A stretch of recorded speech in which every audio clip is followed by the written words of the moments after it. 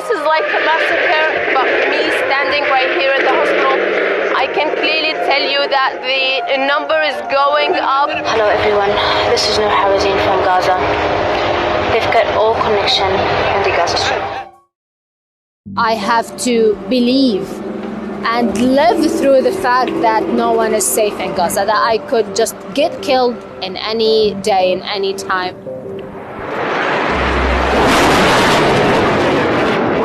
Today also we went to a Shifa hospital. The situation is undescribable. We saw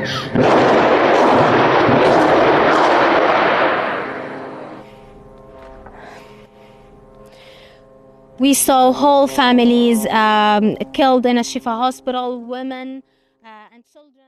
It is more than a job that I'm getting paid to do. It is a responsibility. It is a duty actually to tell the people who are watching the TVs about what is happening here on the ground in Gaza. I have to share the other side of the story, the Palestinian side of the story. And this comes in the light of when Israel has banned the entry of international journalists into Gaza. So now all of the responsibility is on the shoulders of the Palestinian journalists here on the ground. Overnight, clashes erupted between... I witnessed 4 Israeli wars on Gaza. I witnessed hundreds of escalations. However, nothing is like this one.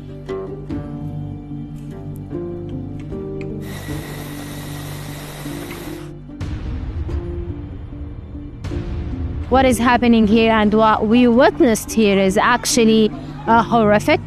I mean, I don't think that a normal person would be able to just live through it and get over it. I know that it would take us years to get over it.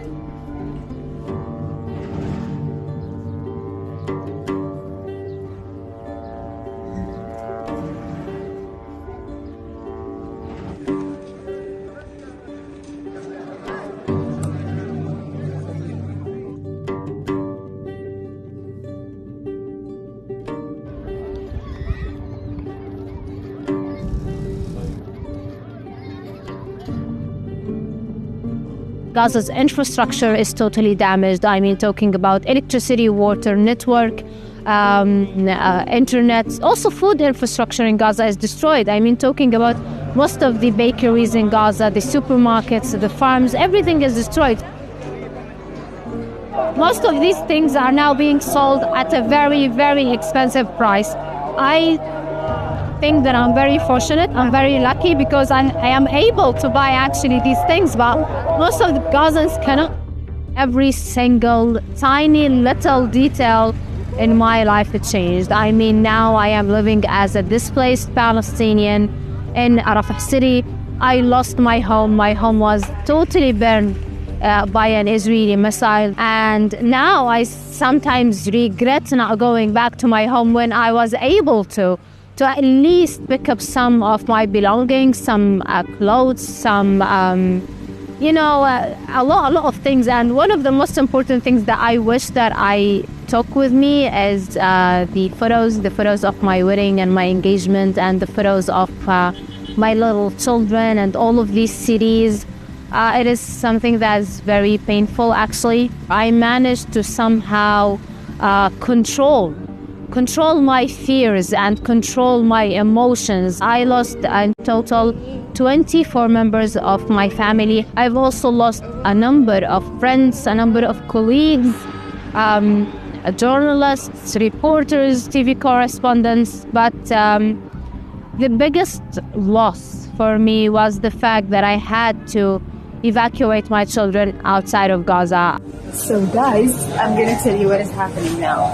It is getting really dangerous in and around Al-Aqsa hospital, so people are evacuating. So I made the very hard decision of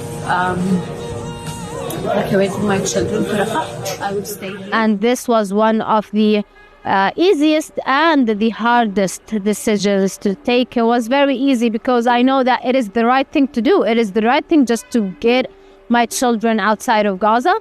But at the same time, it was very hard to accept the fact that I will go through all of this alone, without seeing them, without hugging them, without taking care of them.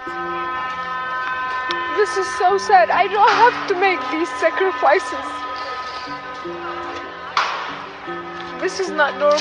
I'm the only child, so if I left Gaza with my husband and children, there will be no one back here in Gaza taking care of my parents, and they are 70 years old. My mom is ill, and my parents, they need me to take care of them. So this is one of the most important reasons why I stayed in Gaza. It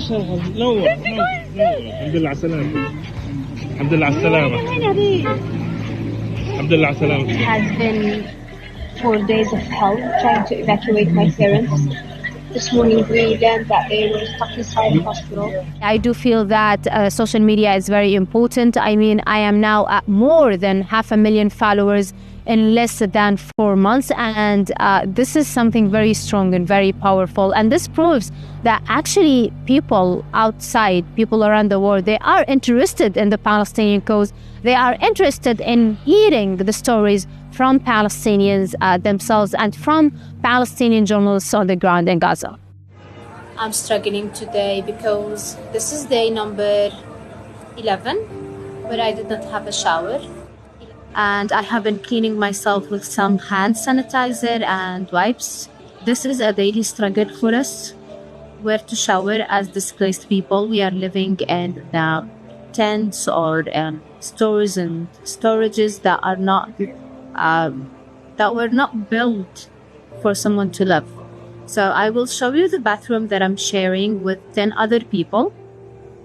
So this is our bathroom. Just let me check how it is.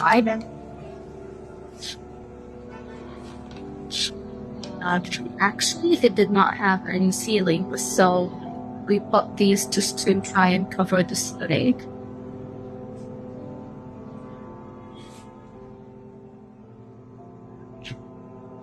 We came up with this idea of using a rope.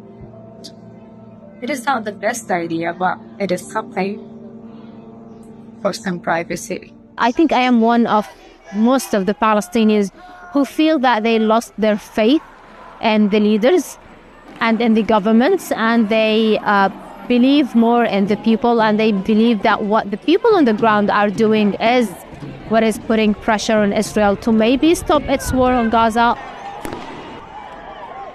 Every single day I'm getting the hundreds of messages on social media of people supporting me. Hey Noor, we love you. Please stay strong. You are our hero. This is what is keeping me going. This is what is giving me this energy. So when this Israeli war on Gaza ends, there will be another war that will start for the Palestinians, for the residents here.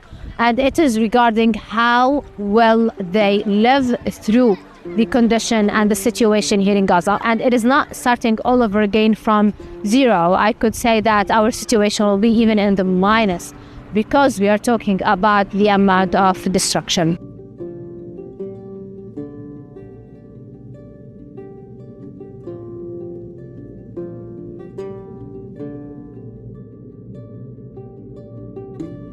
I will leave Gaza for some time out with my children and with my family, because I miss them so much.